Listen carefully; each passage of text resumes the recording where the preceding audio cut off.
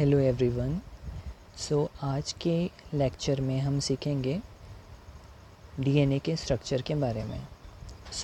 DNA क्या होता है? डीएनए एक्चुअली एक लॉन्ग पॉलीमर है न्यूक्लियोटाइड्स का।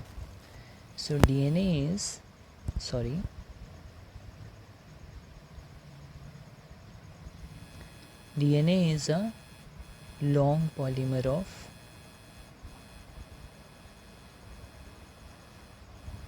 न्यूक्लियोटाइड।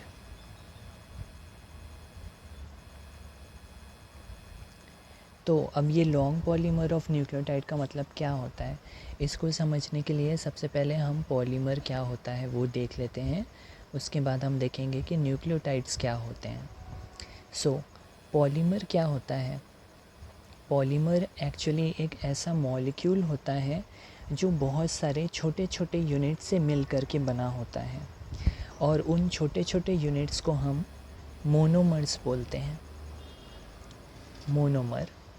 मोनोमर का मतलब इट्स अ शॉर्ट यूनिट। तो जब कोई भी मॉलिक्यूल छोटे छोटे यूनिट से मिल कर के एक बड़ा मॉलिक्यूल बन जाए तो उस बड़े मॉलिक्यूल को हम पॉलीमर बोलते हैं।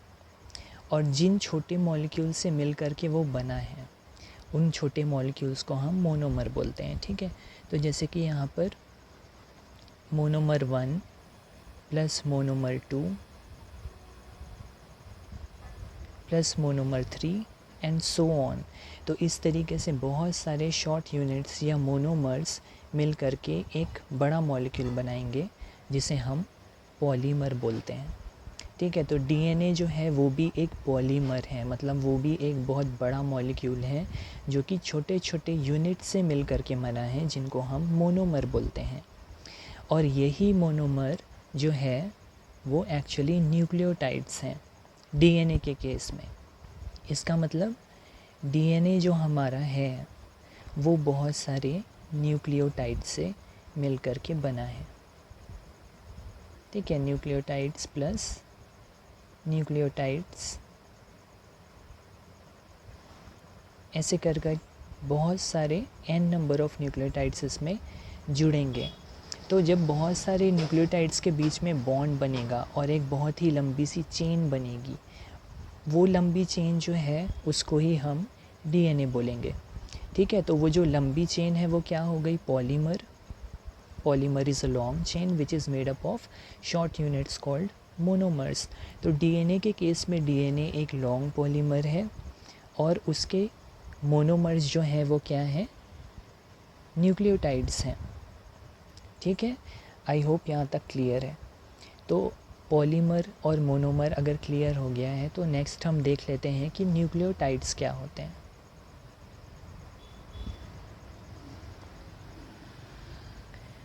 न्यूक्लियोटाइड्स के 3 पार्ट्स होते हैं। एक न्यूक्लियोटाइड की अगर हम बात करें तो उसके 3 पार्ट्स होते हैं। It has got 3 parts. The first part is nitrogenous base,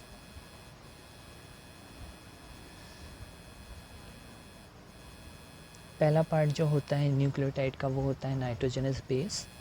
second part is pentose sugar,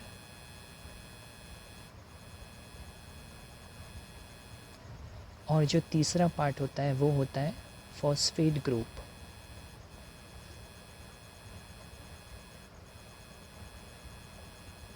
तो ये 3 चीज़ें मिल करके एक न्यूक्लियोटाइड बनाती है।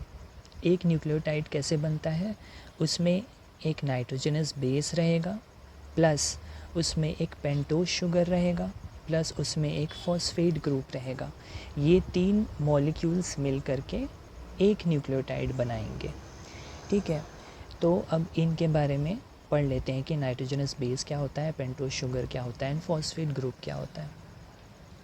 तो जब हम डीएनए की अभी डीएनए की बात नहीं करते, अभी सिंपल नाइट्रोजनस बेस की बात करते हैं। तो नाइट्रोजनस बेस एक केमिकल ग्रुप है जिसमें नाइट्रोजन ग्रुप प्रेजेंट रहता है, इसलिए इसे नाइट्रोजनस बेस कहते हैं। और ये 2 टाइप के होते हैं। Nitrogenous bases are of 2 types. कौन कौन से? एक होते हैं प्यूरीन्स, दूसरे होते हैं पिरिमिडीन्स।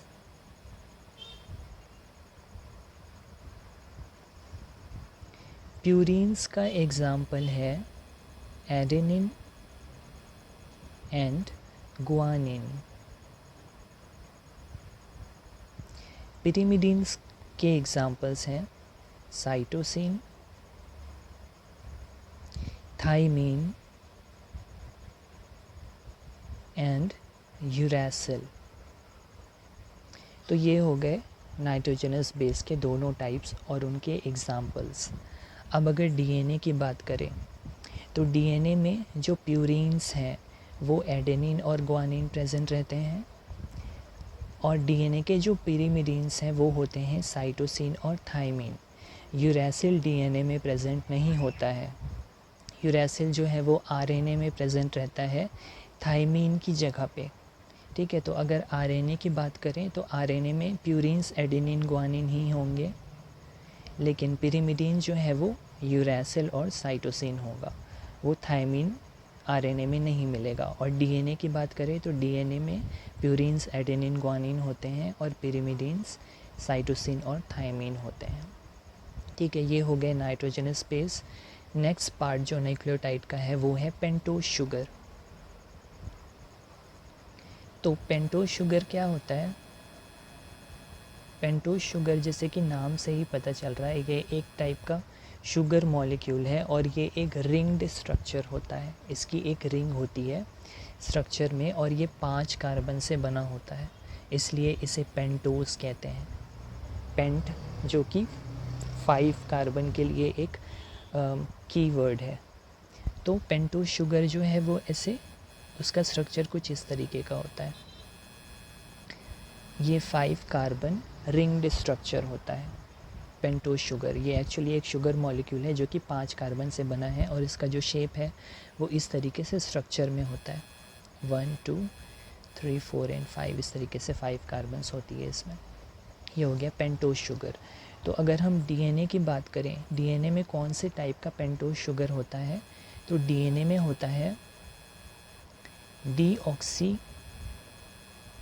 राइबोज शुगर, और आरएनए में होता है राइबोज शुगर।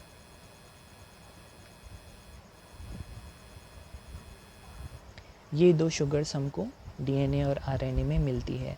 अब डीऑक्सी राइबोज और राइबोज शुगर के बीच में मेन डिफरेंस यही है कि डीऑक्सी राइबोज शुगर में ऑक्सीजन प्रेजेंट नहीं होता है और राइबोज शुगर में वही ऑक्सीजन प्रेजेंट होता है। तो बस एक ऑक्सीजन का ही डिफरेंस रहता है। तो क्योंकि हम डीएनए के स्ट्रक्चर अभी पढ़ रहे हैं तो डीएनए में पेंटोज शुगर जो है वो कौन सी है? वो डीऑक्सी राइबोज शुगर है। ओके, स्ट्रक्चर दोनों का सेम ही रहेगा इस तरीके से, बस डीएनए के में ऑक्सीजन एब्सेंट रहेगा, आरएनए में ऑक्सीजन प्रेजेंट रहेगा। वो कहाँ पर प्रेजेंट होता है और उसका प्रॉपर स्ट्रक्चर क्या होता है वो हम आगे के लेक्चर्स में पढ़ेंगे। तो ये सेकेंड पार्ट ऑफ न्यूक्लियोटाइड हो गया। नाइट्रोजनस बेस पढ़ लिया हम लोगों ने, पेंटोज शुगर पढ़ लिया। लास्ट पार्ट जो है न्यूक्लियोटाइड का वो है फॉस्फेट ग्रुप। तो phosphate group is nothing but just a phosphate group. Phosphate group एक ऐसा ग्रुप है फॉस्फेट का, इसमें कुछ स्पेशल नहीं है, वो बस एक फॉस्फेट ग्रुप है। तो जब फॉस्फेट ग्रुप और पेंटोज शुगर जो कि deoxyribose sugar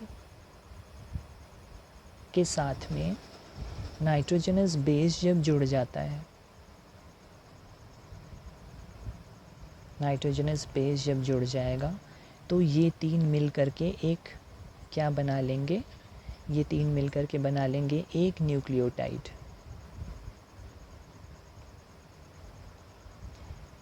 they will make 1 nucleotide. Okay, और जब बहुत सारे न्यूक्लियोटाइड आपस में जुड़ के, तो यहाँ पर एक nucleotide 1 plus nucleotide 2 plus nucleotide 3 plus आगे और भी लंबी चेन ऐसे न्यूक्लियोटाइड के जुड़ने से बनेगी। ठीक है, तो ये न्यूक्लियोटाइड जो है यहाँ पर एक मोनोमर की तरह काम कर रहे हैं और ये सारे मोनोमर्स जुड़ जुड़ के एक लंबी पॉलीमर चेन बना ले रहे हैं। एक लंबी सी ऐसी चेन बन जाएगी न्यूक्लियोटाइड्स की। ठीक है, तो ये जो लॉन्ग पॉलीमर चेन बनेगी, ये चेन हमारी रहेगी डीएनए की।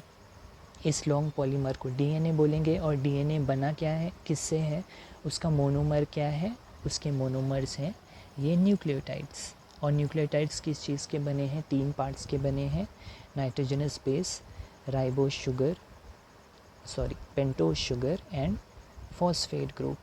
नाइट्रोजनस बेस कौन कौन से होते हैं, प्यूरिन्स में एडेनिन ग्वानिन होते हैं डीएनए के केस में, और पिरिमिडीन्स में cytosine and thymine. Pentose sugar कौन सा होता है डीएनए के केस में, डीऑक्सीराइबोस शुगर होता है।